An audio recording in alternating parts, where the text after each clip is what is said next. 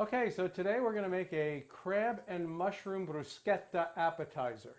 I've got some a tablespoon of butter going here, and what I've got is diced, kind of medium diced, quarter pound of cremini mushrooms. So I'm just going to put those in there, and I'm going to put about a teaspoon of kosher salt and 3 sprigs of thyme.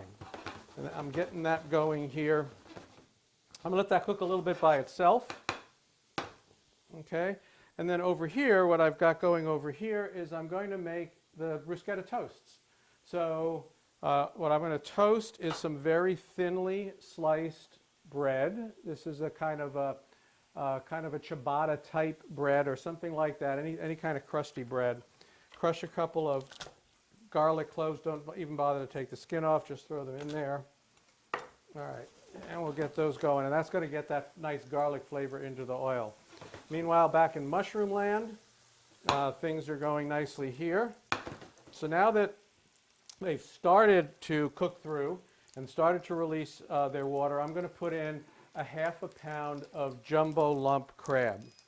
And this is Chesapeake Bay jumbo lump, very nice looking. I'm going to put that, this is blue crab, and I'm going to put that in here to cook along with the mushrooms. But I wanted to give the mushrooms a bit of a head start so that they could start cooking and releasing their water. Now, I drained those, by the way, the crab meat. Usually you get them in a container and they'll have, they have a little bit of water in them. So this is going well now. I'm going to start toasting some of these bread. So I remove the garlic out of the way. This was a mixture of, it's just enough really to cover. And it's a mixture of half butter and half olive oil. All right, so we'll get these going a little bit more. What's going to happen with this is that, I wanted to cook it. I want to get some of the water out of the mushroom. I want to cook the crab a little bit, although as you know, it's already sort of been, in the preparation phase, they steam it in order to get the crab meat out. But I want to get all these flavors in there of mixing of the mushroom flavor and the thyme into this.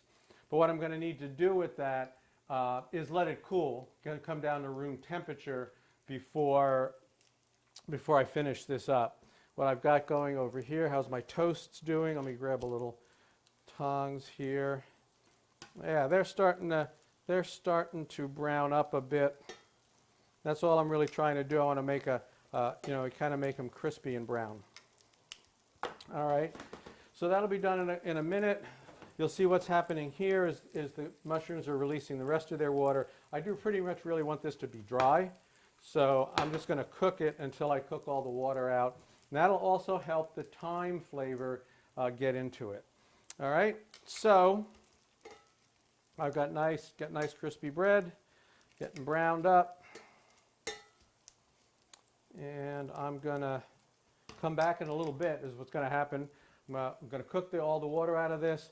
I'm going to let it come back to room temperature. I'll finish getting nice brown crusty bread here, and then we'll be ready to assemble this. So I'll be back in a little bit. All right, so I'm back, and the crab and mushroom mix has been cooled down now. It's about room temperature. I pulled those thyme sprigs out. I did want to show you the crostini that I made for the bruschetta. You can see nice, I'm aiming for this nice sort of tan brown, crispy. It's really crispy and crunchy. It'll be nice for that. So now I'm going to finish this up. I'm going to add a large clove of raw garlic, very thinly sliced. I'm showing you here, very thinly sliced, because it's going to mix in. You don't want anybody to get like a big shot of garlic, but these will mix in nice and they'll release their flavor. So then I'm going to add, this is 20 cherry tomatoes in quarters. That's the kind of size I'm looking for. And I've got a tablespoon of olive oil here. Use the good stuff here because it is a salad, not cooking with it. And I've got 2 tablespoons of sherry wine vinegar. And I'm just going to put in 1/8 of a teaspoon of cayenne pepper. Trust me, it's plenty for this. And then 2 tablespoons of a basil, chiffonade basil. Yep. There we go. And this is just going to get mixed up. And I'm going to put this in the fridge. and let it sit for at least an hour. I want all those nice flavors to meld. If it goes longer than that, it's fine. I've had this the next day, you know, and it's still fine. So that's it for the prep. And when we come back, after this has had a chance to sit in the fridge, we're going to serve it up. So we'll see you then. Okay, so this has been happily chilling and marinating, and it's all ready to go. And I'm going to dish some of this out on the toasts, and it actually looks pretty darn lovely, doesn't it? It looks really nice. Nice chunks of crab. It's got some of that tomato in it. I'm going to, you know, it doesn't have to fit on the toast, you know. You can have a little extra. You need a little fork here. Well, you will ultimately need a fork to pick up the rest of it. Oh, yeah, you could use your fingers. Yes. So now we're going to have Donna give it a taste. I'm going to dish out some for me too, although admittedly I already tasted it. So I have to get some tomato and crab and everything in a taste here.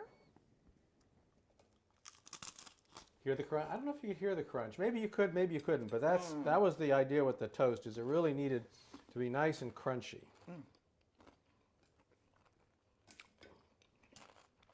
Okay. Tasty. Crab comes through. Really nice balance with the acid. Sneaky mushrooms. Sneaky mushrooms. Yeah. So, you like it? Of course. Okay. It's wonderful. It's, good. You And we're going to have it it's got with crab in it. And it yeah. Yeah, Chesapeake Bay blue crab, the one true crab, with a nice little rosé.